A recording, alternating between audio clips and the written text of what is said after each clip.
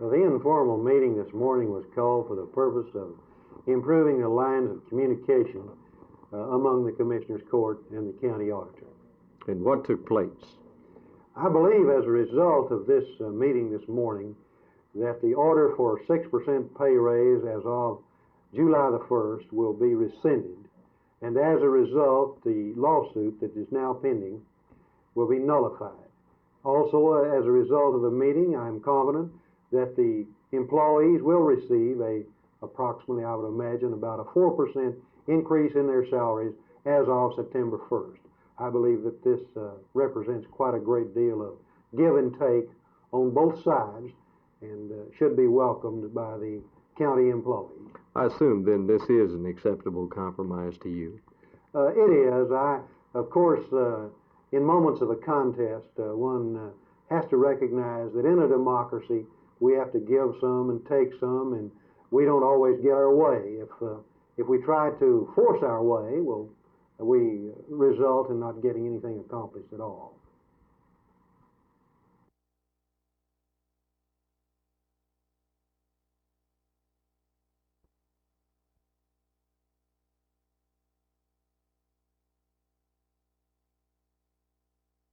Now then, the public could surprise me by just riding the buses a whole lot more at the 30 cents, and I wouldn't have to do anything. I wouldn't have a deficit. But it would take a lot of bus riding. It certainly would, but we have the capacity and we have the system there for them. It's just a matter of whether or not they'd rather ride a little bit more or pay a little bit more when they do ride. Are the prospects now, though, all things considered, that you will have to raise in the next coming months 5 or 10 cents on the bus fare, though? Well, Teal, not necessarily. We will be required to make a decision, in my opinion, within the next 3 to 4 months as to which alternative to choose. We certainly will have to consider raising our fares, and after studying the fares in other cities, we do have some leeway. We're at 30 cents, and most of the major cities of over 500,000 population in the country already have 35 and 40 cent fares. So it would not be unusual to expect maybe a 35-cent fare in Dallas.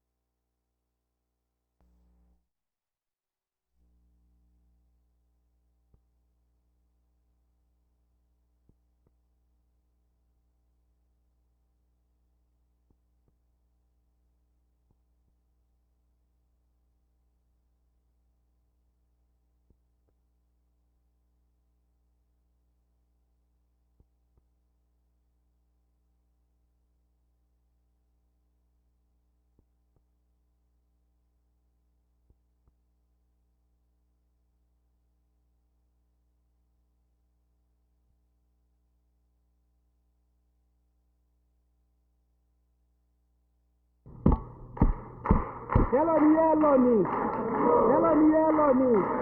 nani wakwewa, ikayelioni, imelia mushi, ikimetusename,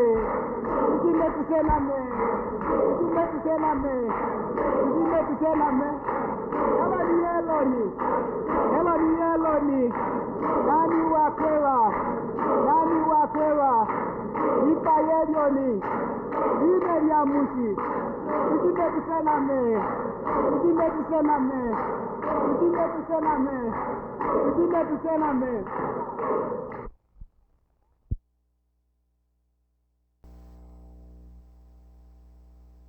Well, this is just a drop in the bucket of some 641 Dallas youngsters who have been enjoying themselves today on White Rock Lake. It's all part of the Pacific Athletic League program, and we have the director or president of PAL, who is Chief Bob Winter. Chief, what kind of day has this been? Well, it's been a good one for us. These youngsters have had a good time. We've had a picnic, hot dogs, soft drinks, and so forth, athletic games, football, baseball, volleyball, about anything they wanted to do. And Paul Townsend, you are the Director of Community Services Division of the Police Department. And what prompts this kind of day? This kind of day is brought about by a lot of hustling on the part of the officers assigned to our service centers. They get out and talked up among these kids and told them what a good day they could have out here and wanted to expose them to the Police Athletic League system, and this gave us a chance to get with them and make some real good friends. Chief Winters, do you think these young people can leave here today with maybe a better feeling about the policeman? Well, we hope so. It's been a sincere association with us, the officers. We've had about 20 policemen here off duty today, involved in kind of guiding them and talking with them and meeting with them, and they get to see the human side of a policeman. Now, I know they've had a helicopter out here today and vehicles and an F-8 Crusader from the Dallas Naval Air Station. Have they been pretty well allowed just to do as they please? Well, we exposed them to it. They've heard nothing. The motorcycles, the freeway car here, it's got a different type of siren, and let them see it firsthand and close up. We prefer this. And what's your name? Overton Lee Phillip. Overton, after spending this day out here with these policemen, do you feel any better about the community and that these men are maybe trying to help? A little. A little better? Well, I'll tell you what, isn't a little better than a little worse? Yeah. Overton, thank you very much. And we've been talking with Mr. Townsend, Mr. Winters of the Policemen's Athletic League. It has been a day for these youngsters, and just maybe they'll leave here today with a better understanding of their local policemen. This is Jim Mitchell, Channel 8 News on the Move at White Rock Lake.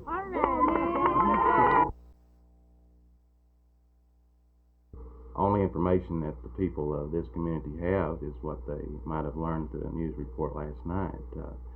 All I can tell you is that the police department did receive numerous phone calls after that news release last night, offering the police department their moral support in this suit. He alleges that, among other things, that he was given only one glass of water during the 12 to 13 hours that he was jailed. Well, of course, in each of the cells in the Grapevine Police Department, there is a water fountain. In every cell? In every cell. He also alleges that he wanted to see a doctor to get medicine for a muscle ailment. Do you have any reaction to his apparently not being able to see a doctor? I have not been able to confirm whether this request was actually made at this time. What was the evidence that caused the officer to feel so strong that the car may have been stolen? Well, I feel like that this it would be premature to reveal that the evidence that the city might have in view of the allegations against the city. However, I would say that I feel like that the Grapevine Police had probable cause to take the action that they did. But is there any truth at all to the charges he leveled last night? No.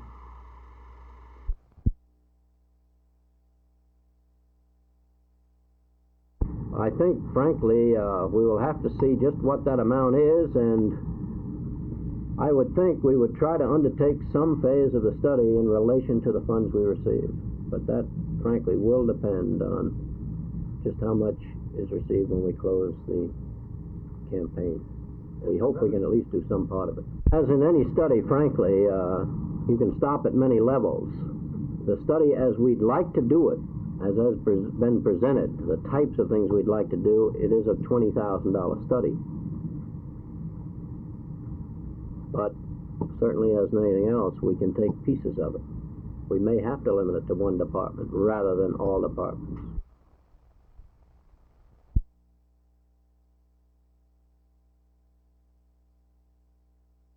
The voting machines, there are certain persons and precinct judges who are prefer and are favor the stand-up lever machine. Well, to the extent of those machines that we have them, you can be assured that we'll use those machines.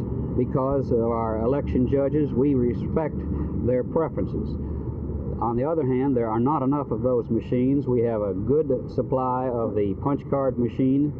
We will undoubtedly, I will recommend that we go ahead and use it after the discussions today, I think that unless there is a direct effort to defeat the election, its effectiveness, I think that there will be a fair, fast, and accurate count. By that I don't mean the polls close at 7 and you get your vote in by 11 or something like that. I do think that by the late hours of that night or the early hours in the morning, as it was originally in the contract, or maybe was it 3 o'clock in the morning, I would hope that we can make that mark this time.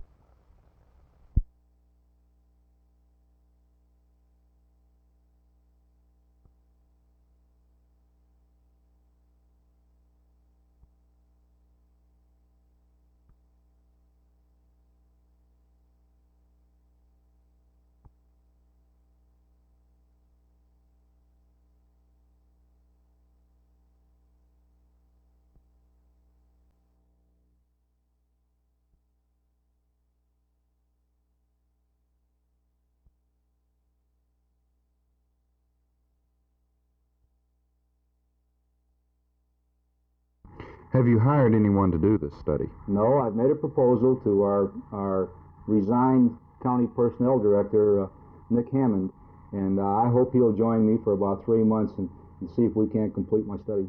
But you don't have any subversive ideas about immediately revolutionizing the county government? Not at all. I think changes in government come slow, and that's a good thing. Sometimes drastic change creates chaos and waste, and that's not what we're looking forward to. I would just envision my program would take perhaps 10 years to complete.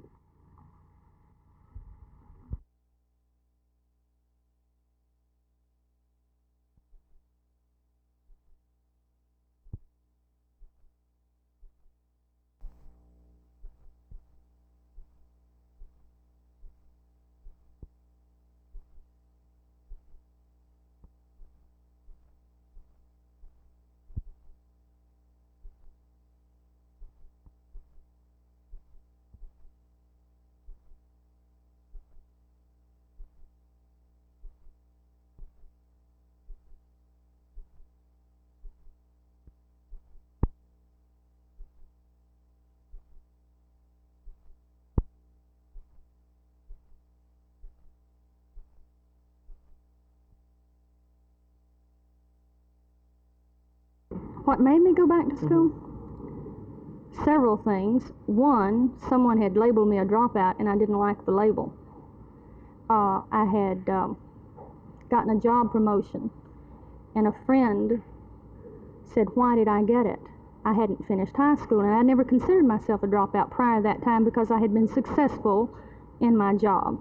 I'd gotten my raises and promotions and what have you, and so I really didn't know until that time the stigma of a dropout. And then suddenly I realized I was labeled, and I didn't like it because I considered myself a fairly articulate, intelligent person, you know. And so I started thinking, well, I need to have this equalizer. I need a high school diploma. 10 years later, it's going to be all finished. There's very little more that you can do educational-wise as far as degrees are concerned. What would you say to a dropout now? You can always go on. There's no need to deny anyone a formal education. Education is not always formal. Many dropouts make good without going on to school. But for me, I wanted the formal education because there's so many things to know and so many people have learned about them and I'll share them with you, that I would say if you want to go, you can do it. Anyone can do it.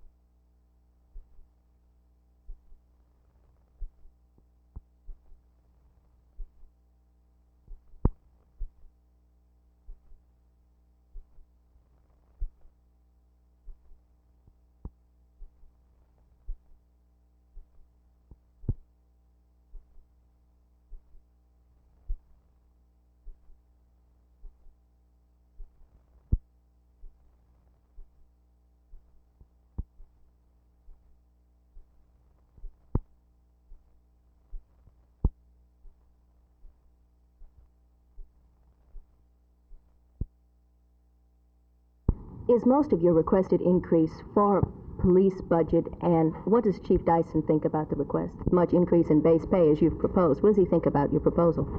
We have discussed this proposal with Chief Dyson, and I think that you will find that he will support this recommendation.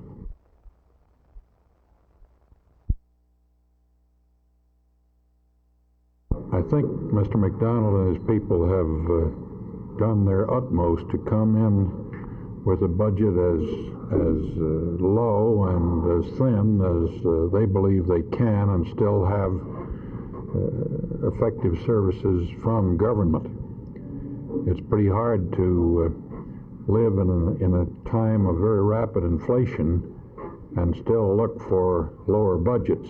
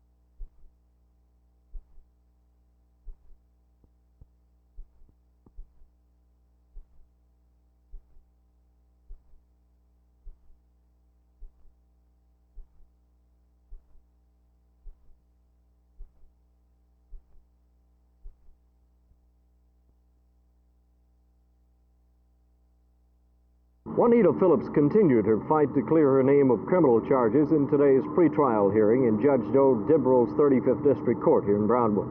Attorneys for the former Candy Bar entered motions to quash the narcotics possession indictment. They claim a series of legal technicalities, citing the state's failure to properly identify the marijuana allegedly confiscated from Miss Phillips' room in March of 1969. They claim the state failed to say whether the plants were male or female.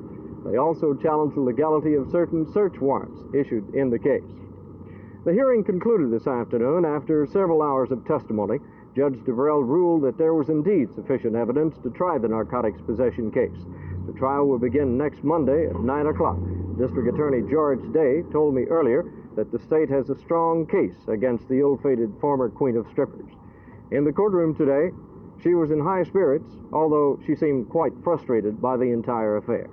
Art Sinclair, Channel 8 News on the Move, Brownwood.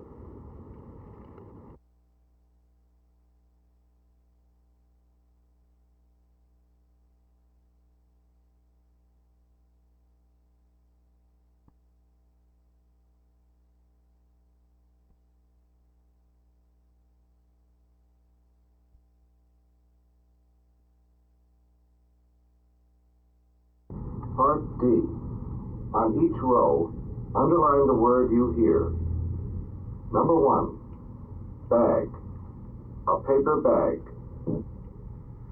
When the fall term opens in the Dallas Independent School District this fall, a certain group of students will be learning from a machine like the one you just saw. It was developed and designed and built by Meredith New Century Corporation. With me is Dr. Lawrence Mace. Dr. Mace, how does this machine teach students and in what areas? The system is designed to teach students basic skills in reading and mathematics. It teaches a student takes a lesson by getting a cassette and a response sheet and going to a student station. He puts the cassette in the machine and presses the button and first listens to audio, as you heard. He might hear the word bag. He looks at his response sheet, and there are 3 alternatives on the sheet, and he selects one of them by marking with a special marker underneath the word. If he's correct, a striped line appears. If he's incorrect, a solid black mark appears, so that he knows immediately whether or not he's made a correct selection or not. When he's ready to continue, he presses the button and hears the next word, and then makes another selection, and so on through the program. With me is Dr. Donald Waltrip, who's an assistant superintendent of the Dallas Independent School District and specializes in what's termed accountability. Dr. Waltrip, some programs have been tried. They've met with varying degrees of success, and that brings into this question of accountability, that something must be done before the money is paid. Right. What about that? Well, we are holding New Century Corporation accountable for the achievement of the students in grades 9 through 12 in the areas of reading and mathematics. We pay New Century on the basis of the amount gained by the students. If the students don't learn, New Century doesn't get paid. If the students gain more than a year in a year's time, New Century gets more than they would with a minimum accomplishment.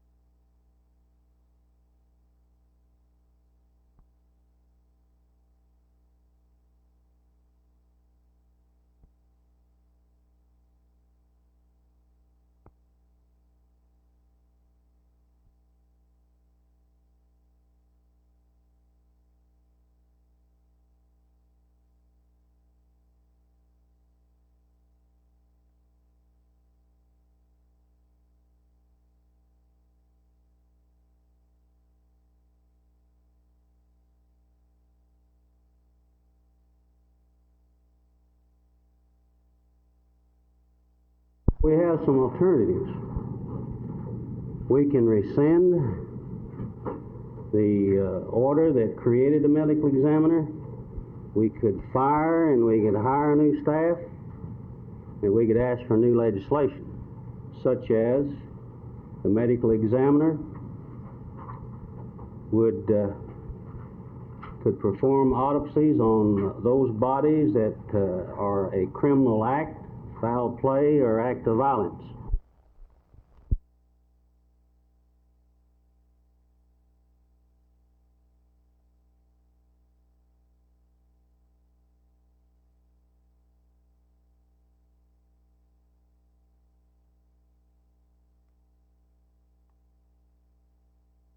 Governor Preston Smith has said that some citizens in the area and around the state have mentioned to him some things about North Texas State that he wasn't particularly pleased with, and he might think about cutting the budget. Is this a possibility? I've read the comments that were made in the newspapers. I plan to visit with the officials in Austin as soon as possible and seek clarification of this situation, and then see what we need to do.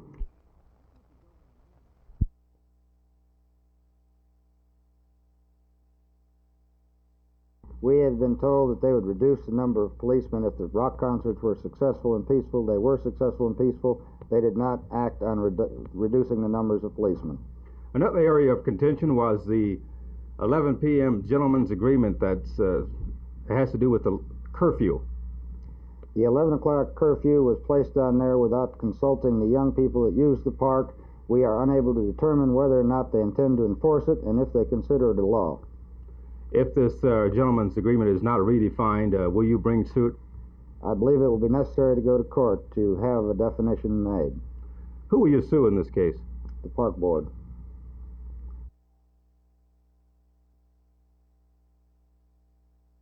A very heavy amount of the budget goes into police and security work.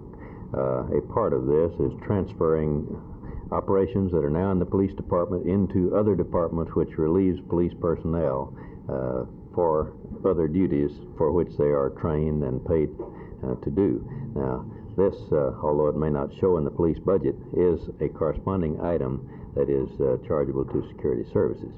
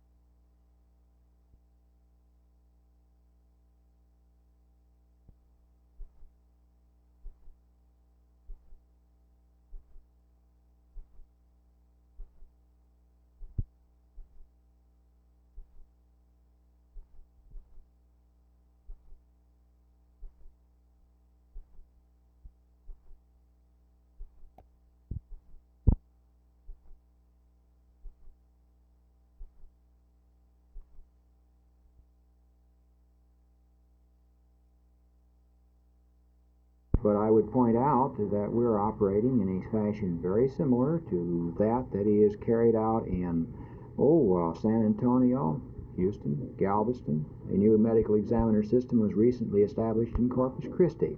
And I personally have worked in New Orleans, Indianapolis, Baltimore, and the systems that are in operation there very similar in their modus operandi to that we are establishing here.